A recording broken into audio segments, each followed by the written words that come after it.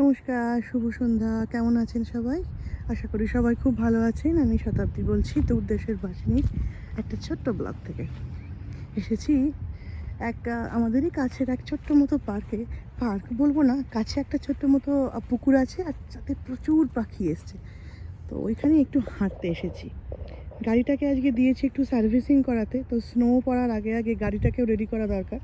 তো সেই জন্য একটু চেক করানো বা ওই অয়েল চেঞ্জ এই সমস্ত ছোটোখাটো কাজের জন্য দিয়ে এসেছি।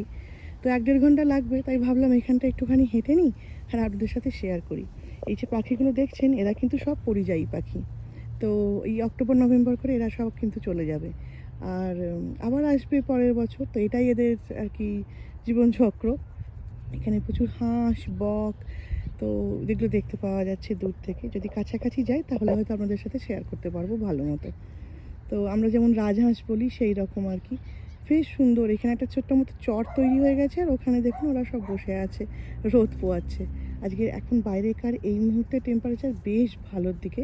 সকালে যদিও আজকে বেশ ঠান্ডা ছিল, 2-3 ডিগ্রি হয়েছিল আর কি।